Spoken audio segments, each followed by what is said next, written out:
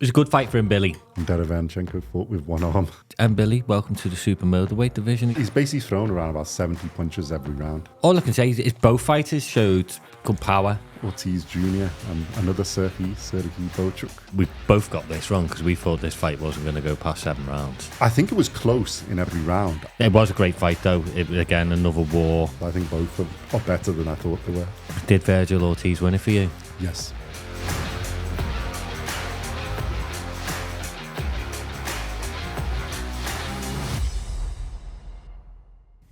Welcome back to BoxCast. Today we are going to discuss a couple of fights that happened recently, one yesterday evening, so let's start with that, with Christian Mbilli and Serhii Derevyanchenko. It's a bit of a mouthful, the names, but anyway, I hope I've done them justice.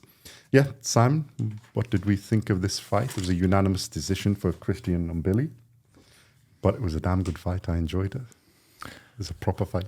It's just a war, wasn't it? Yep. I think we said that it was going to be like that. Yeah. Both, I got to give kudos to both of them. Both of them are warriors. And Derevyanchenko fought with one arm from about the third, fourth round. Yeah. Although Mbilli had his shoulder as well, so he was like, yeah, I'd only had one arm as well. It was a good fight for Mbilli. Yeah. He'll have learned a lot from that fight. Yeah, you could see his face at the end. Hell of a lot from that fight. And he gave massive respect to Derevyanchenko. So. Yeah, you've got to, haven't you? Yep. I don't think he's made of bone. He's not made of normal human material. There's something extra bone there. And flesh. I reckon he's like got Wolverine's like uranium or something inside him. Adamantium. Yeah, adamantium, that's the one.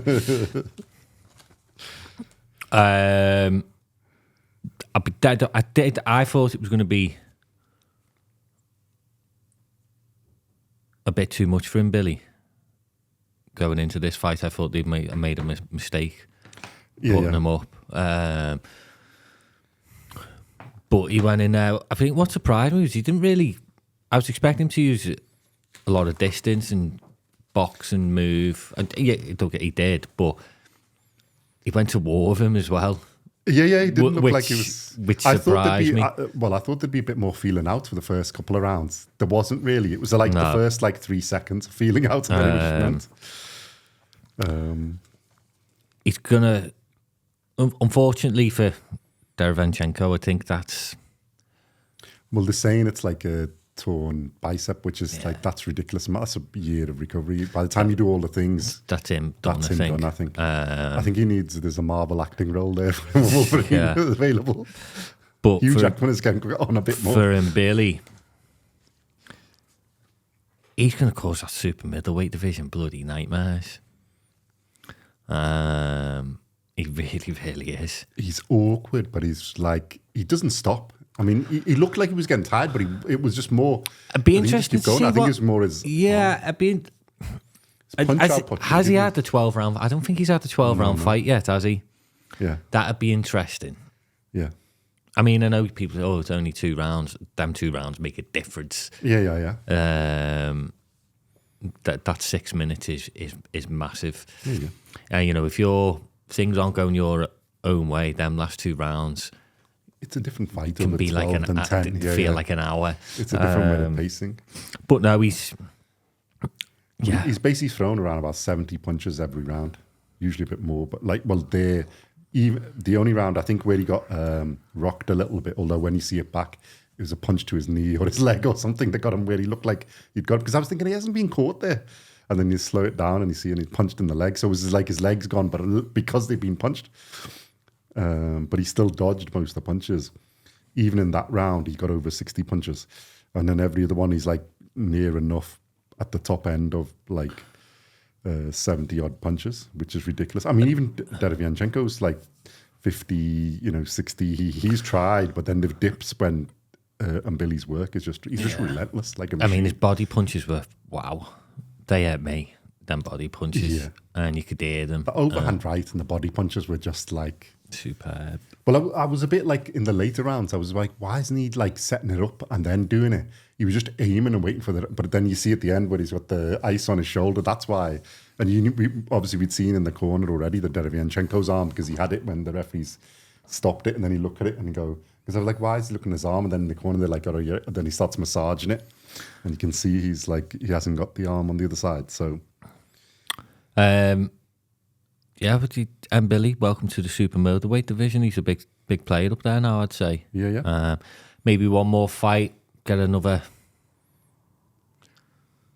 top 10 guy, and then you say challenge for the titles. The titles are tied up with Canelo, aren't they? Which is tough. That's the problem for all of them.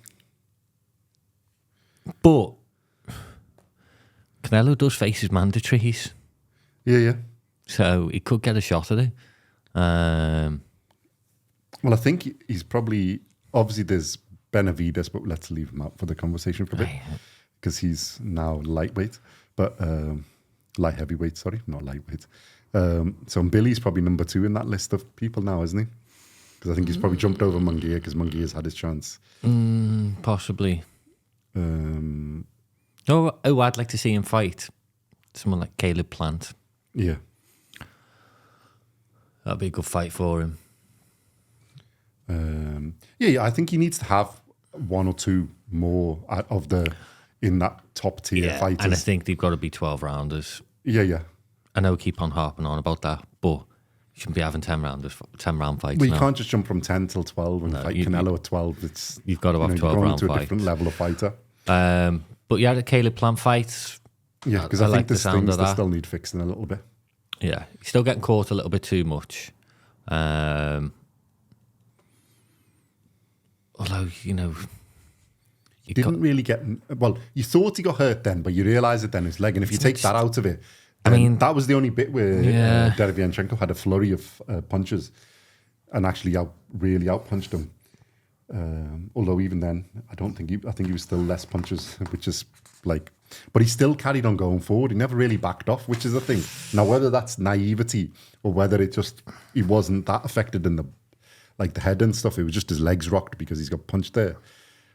Yeah, there's a little bit there I think he needs, what's the best way? Not polishing. Bad, polishing is the word. I think a good choice of word. Yeah. I think he needs a little bit of polishing before he goes against the Canelo. I think he needs to go.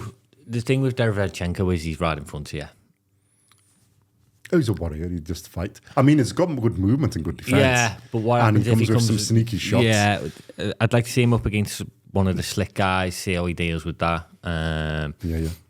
Because I think Mbilli can be quite slick as well. He is. He's got good hand speed, and his boxing is because he wasn't really outboxed, which you would have thought with the technician being there. I think that was fairly equal. Obviously, I think Derevyanchenko has a bit more know-how. He's been there a long time. There was a little bit where he was a bit more sneakier and stuff, and then Mbilli looked a little bit naiver, but.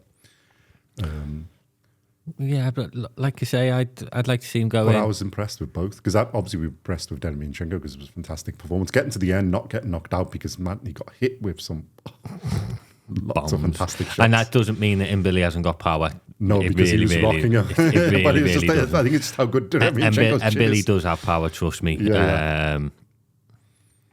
And all I can say is both fighters showed good power.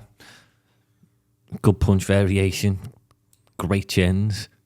It wasn't, one of those wars where you just see they just go forward because that's all they do.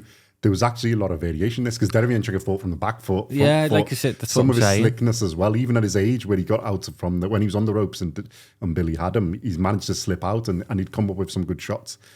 I think it's credit to both. I think it was a really, really good match because the boxing level was high. There's good boxing IQ. Obviously, we like front foot fighters. Everybody does. That's the entertainment. They're both on the front foot. Yeah. All right. And Mbilli for most of it, and I think he just goes front foot.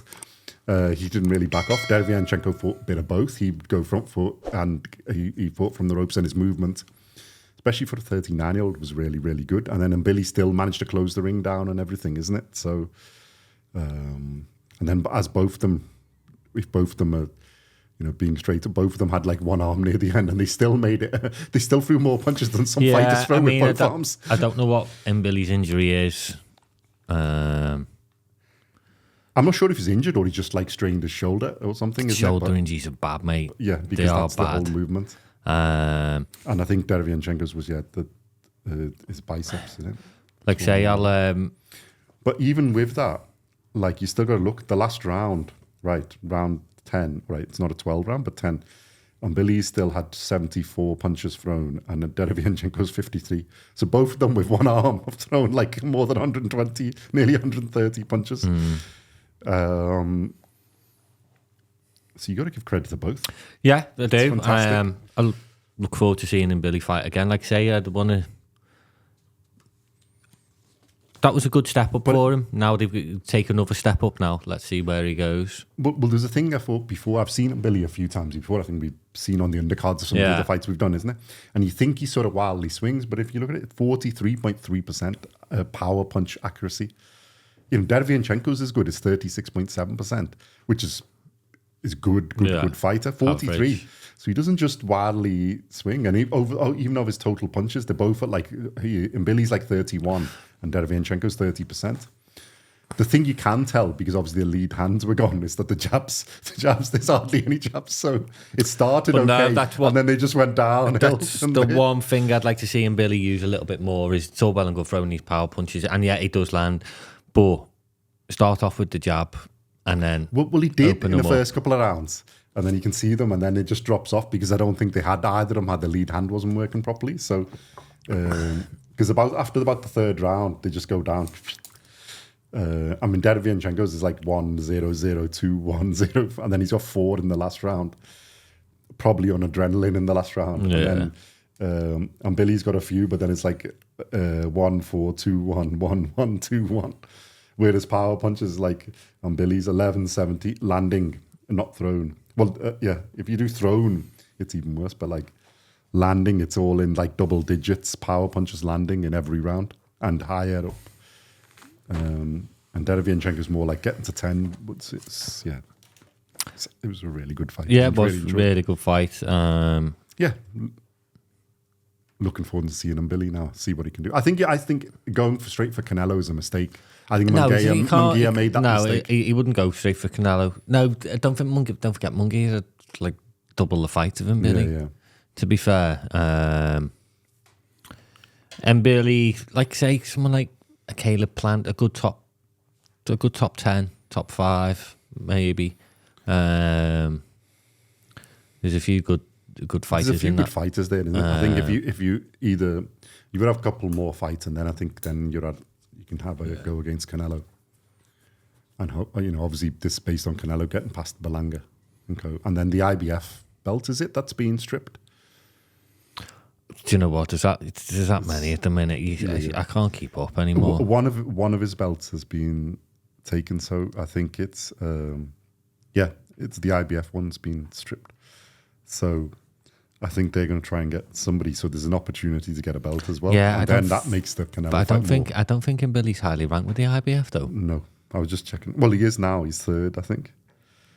But he wasn't as. That's not. In most of the others, he's 3rd in WBO. He's 1st in WBC. I was going to say because that was the WBC belt, wasn't it? Morel. I think Morel needs a few more fights before he gets there. Yeah. There's a few. There's Pacheco, Iglesias, Shishkin. Although I haven't seen that much of him in Iglesias, so I don't know. Pacheco's looks quite good. He's not in that list of the people. Is he the ring one? He's not in. No, he won't be. But I think Morel and co would be good. There's a few there that are good. Yeah. Fighters. No, I'm glad the super middleweight division's getting some good fighters again. Cause it used to be my favourite division back in the day when it was Calzaghe, Kessler. Well, there's some now was coming a great up, isn't division. it? Whereas obviously, I mean, there's been good, but Canelo's cleaned most of it out, and then you've got that the ones coming up. Obviously, depending on what Benavides and Alvarez do, Canelo do. That's out. But then there's I think there's Morel, there's Munguia, there's him. Caleb Plant would be a good fight. Derevyanchenko obviously there is tough, but I think now No, his that's prime's him. probably up with considering his age. Yeah. And a few of the others in there. So yeah, I think Mbilli needs, that was a big step up because you're fighting a proper top 10, fighter, even despite his age, and he showed it. Proven. Yeah, proven, knows what he's doing, is a master technician and stuff. Yeah. And I think he needs a few more of slightly different styles, and then I think he steps up. It was a good fight. It was. I love that he just goes forward and everything. Yeah. But also kudos to Derevyanchenko, one-handed still fighting. Like I said in the last round, how many punches he's thrown with one hand, and he caught them as well. It's good, and his percentage still, despite that, is like ridiculously good. Yeah. Good. With that, I look forward to this little. I look forward to seeing what road Mbilli goes down next. Yeah, well, it's sort of warmed up the super middleweight division again, isn't it? Because before it was just Canelo and Benavides, wasn't it? That's the argument. Now I think there's a few more. Yeah, definitely. And obviously we have our boy Munguia we like a lot, and there's him and there's a few others, and Morel's put a good performance on. Although I think he needs like more. Yeah. But still, it was a good performance. And then a fight we watched last week. Should we move on to that? Virgil Ortiz Jr. and another Serhii Bohachuk, another Ukrainian. This was an epic fight as well. I enjoyed both of these. Really, really a good fight. And 154 is tasty division. What are we? Let's put it out there. Welterweight. We both got this wrong because we thought this fight wasn't going to go past 7 rounds. Yeah, because they're both knockout, but I think we underestimated both of their chins. Yeah. I'm not sure why, really, but I think both of them show that both of their chins are something else. Yeah. I mean, first question is, did Virgil Ortiz win it for you? Yes. Clearly, despite the 2 knockdowns. I think only one of them should have been a knockdown. Doesn't matter what you think, it's what Yeah, but the even referee allowing said. for both, I had most of the rounds. I've got my scorecard, let me go. I think it was close in every round. I just think that, which one have we got? Let's see, where have I got my fight? Ooh, somebody letting off fireworks. Yeah. It wasn't, it was that good. It deserves some, I think. I think I put it on. It was a great fight, though. Again, another war. The 2 fellas that they both wanted it, and it was one of them. I'd watch it again if they'd done a rematch. I'd watch it again. Yeah. Virgil Ortiz, he definitely looks like he put his head in a beehive. Oh yeah. It was ridiculous. His face afterwards.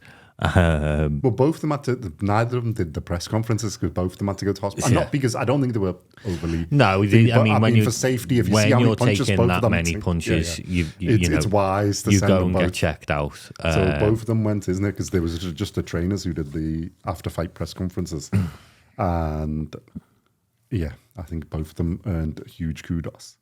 As Virgil Ortiz showed, he's real deal, and I think Bohachuk is the real deal as well.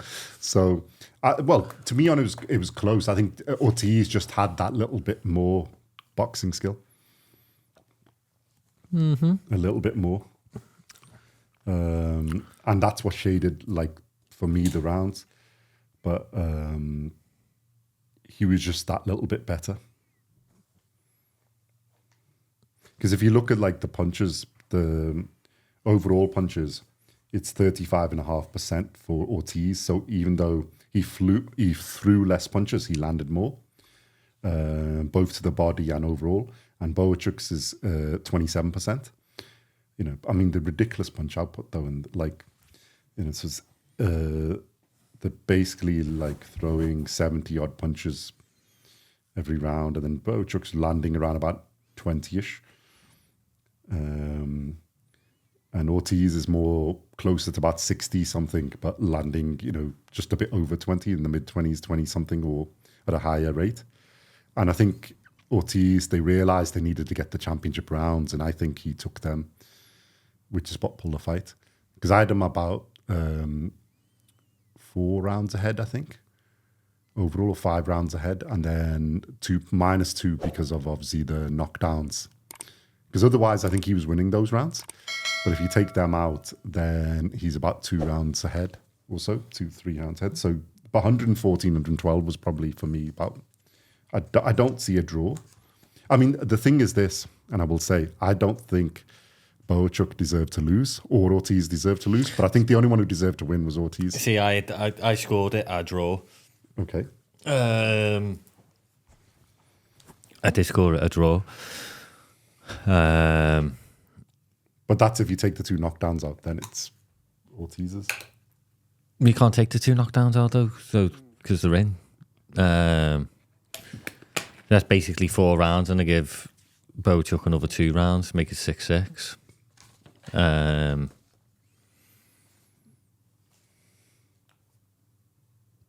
But I think there should be a rematch. Yeah. I think they would. I think Bohachuk's team will push for a rematch as well. I think they'll appeal against that result. I'm not sure you can appeal against the result, but I think he deserves a rematch on the performance. What were the judges' scorecards? I can't remember. One was the same as yours, 113, 113, and then 2 of them were the same as me, 114, 112. I mean, it's not horrendous. No, it was a close fight. But yeah. No, I don't think there was anything wrong. I mean, out of those scorecards, I don't think either wrong. You can see the fight like you have. Yeah, do you know what? I can see it. If you give 4 rounds to Bohachuk and then you add on the 2. Yeah, I mean, I can. I think I give Bohachuk 2 rounds and then it was the 2 knockdown. Then it's the same scorecard as mine. It's not. It's a draw. Oh, because you're 2 It's a 10-8. 10-8. Oh, it was a 10-8 and 10-8, yeah, isn't it? That's what you've got to... I must have given more rounds to... That's what you've got to realise. It's a 10-8 round. I mean, when I heard 114, 112, either way, I wouldn't have been disappointed. I think mine would be 8-4, isn't it? 8-4 minus the 2 points extra, isn't it? Which is 6-6. 8-4? Oh, 10-12, then it must have been. Yeah. I must have given Ortiz. I must have only given Bohachuk 2 rounds. Like you said, I don't think you can beat it.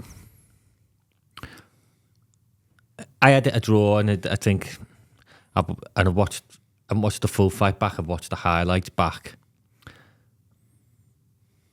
and I just think, yeah, draw again.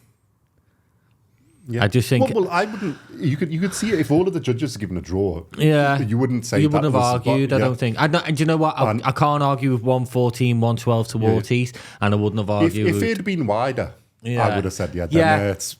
But it's I wrong. couldn't have argued if it was 114, 112 to Bohachuk. Yeah, if you allow for the knockdown, given the extra points. I think within that range of scoring, I don't think they were. It was hard to score. Yeah. Because there were so many punches being thrown, punches landing. Yeah. You know, you could both... The punch output was ridiculous from both of them. They were both being aggressive. How hard they were getting hit. Yeah. Both got good chins. Really good chins. I'm pretty sure Bohachuk... I think a lesser fighter than Bohachuk would have got taken out by Ortiz. And the other way around. Yeah, and the other way around. That's what I mean. Do it again, boys. Yeah. Do it again. I think both have gone up in my opinion. My estimations. I think both are better than I thought they were. Would you say that? Oh. Yeah. I mean, no, I think Well, Ortiz I always thought was good. Bohachuk I think was better than what I thought. Yeah, I think what they proved is they both made a steely stuff. Yeah. Both mentally and physically. Yeah. I think both. Is there a bigger fight in that division for them than fighting each other again? Bigger than you, there's bigger names, but I think as an excitement factor, I think the second one will be more people than even the first. Ortiz Zoo would be a good fight. Well, the problem you've got in that Madrimov is good. Well, let's take Crawford out. Madrimov is good. Tim Tszyu is good. Fondora's got belts, and you've got Ortiz and Bohachuk. So there's a huge, there's a lot, and then there's a couple more. Let me get my list. There's a few others in that. Obviously, you got Crawford against everybody. Crawford's probably the favourite in most of them. But Madrimov gave a really good performance against Crawford, so he's still in the estimations and still really good. Fondora has got some of the belts. Ortiz has obviously raised this profile there. There's Tim Tszyu and Serhii Bohachuk. So you've got 1, 2, 3, 4, 5. Of any of them would be a tasty fight. Yeah, I agree. It's like Ortiz versus Tim Tszyu. It's fantastic. Bohachuk versus Tim Tszyu. Fundora against anyone. I mean, still want to see the rematch between him and Tim Tszyu. And then Madrimov, I think, gives all of them a good fight as well, because they've all got... Well, we know Bohachuk's got an iron chin now. Tim Tszyu's pretty tough. Ortiz has got a good chin and good warrior spirit. Madrimov is good on that as well. So Fundora is probably the weaker one of them. But then he's got belts. Though? Yeah, well, we don't know. I think there is... But he's got that height, the range, everything. And, as he showed against Tim Tszyu, he carried on as well, even though Tim Tszyu was winning some of the first rounds and went. So any of them would be epic fights. I think there's a lot of epic fights. And then obviously any of them against Crawford is a good fight. Yeah, I think Ortiz Jr. is going to push for the Fundora fight now because he's the interim... I think he's interim. WBC. He is in one, definitely. The problem I think you're going to have with Bohachuk is he's going to go in that Unbeaten club. Because he's not a massive name, let's be honest. Well, I think he's got a bit of pull now because of one fight. The fight for him, though, is the rematch against Ortiz because that's where he's got his that's thing. what he needs to go for. But like I say, who's going to want to fight him? Nobody.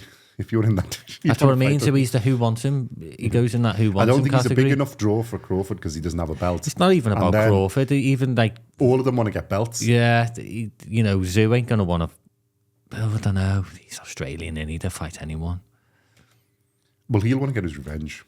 On Fundora. I don't think he's going to get that. Not on Bohachuk, though. He's not going to want to fight. There's no reason to fight Bohachuk. That's what I mean. He's stuck. I mean, but Bohachuk will get fights if he's got a good promoter. I don't even know who his promoter is. No, I think there's enough of a draw to get. The problem is if you're a big boy, are you going to want to fight him? No, not really, because unless he had a belt, there's not really a reason. That's why Ortiz has fought him because he's got his interim. He's clarified that. Yeah, I mean, like I say, I think you want to look at Ortiz Fundora in the autumn, winter now. Well, winter because we're coming into autumn. So it'd be interesting to see how Ortiz deals with someone like Fundora in his height and reach. Bohachuk. I think a fight against someone like Tszyu would be a really good fight, though, wouldn't it? I think against anybody, him and Madrimov would be brilliant. Any of them, him and Fundora, him and Ortiz again, him and Tim Tszyu is really, really good. Because he's a tough fight for anybody. We both got it wrong. Did we? We had knockouts, did we? Yeah, you had the seventh round knockout for Ortiz, and I had a 4th round knockout for Ortiz. Yeah,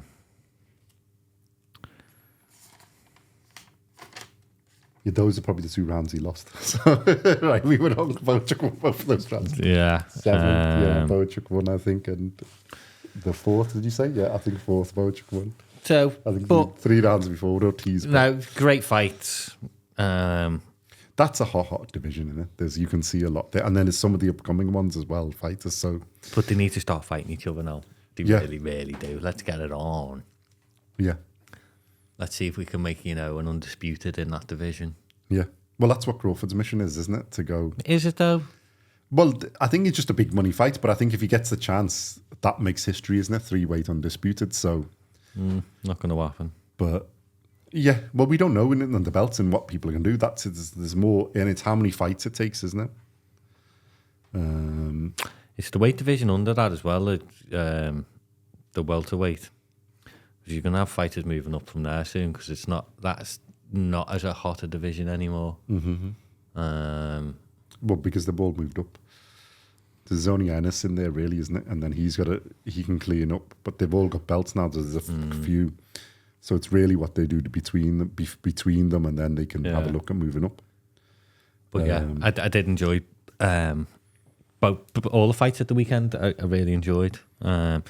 Sometimes these little... I'm going to say it sounds lesser known fights because they are lesser known fights. They don't get the the publicity. Well, I think Virgil Ortiz had a name, and him and Bohachuk, we've got like in our video, we got quite a lot of views. But like Mbilli and Thingy didn't. But like, the fighting was fantastic. Some of these fighters it's are worth watching. So good. The upcomer against the old dog, and these fighters will stick in your head as well. And you like say, I'll be excited to see Virgil Ortiz fight again. Excited to see Bohachuk fight again, and Mbilli fight again.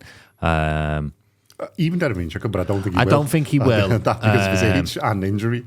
I think it's probably time to hang up his gloves. If he becomes, say, what like a gatekeeper, you'd watch it because you know he's going to give. It's a proper test. He's going to give an up and comer a bloody good test. So, yeah. I think it's just his age. If he was a bit younger than that, if a few more, even 3-4 years, I think then he's a really, really good gatekeeper because he's only really lost against the top. Yeah, he is. So he's a good measuring yardstick. He's world level. He's not elite level. Yeah. Mbilli, world level, not elite level. Yeah. Again, Virgil Ortiz, Bohachuk, both world level. You've got a bit of a way to go before you get to elite level. Yeah. But it depends against who you're measuring, isn't it? So, but I think in their division, they've got a lot of like proper world level fighters of the ones over the names we mentioned. And there may be some more come up. So, and then you've got a proper elite fighter in Crawford. So, and there's a fight in September. Obviously, there's Josh Kelly, Liam Smith. The winner of that's going to be pushing for one of these big fights. Mm-hmm. And as we know, Liam Smith causes nightmares for bloody anyone with his tricky little performance. Josh Kelly's super slick. Yeah. There's a few outside so, of this list. We've got a couple of little good British lads coming up that'll Eddie Hearn will push on to some of these fighters, and Frank Warren. So, yeah, look out. Should we just see the full ranking, see what we've got else in the divisions?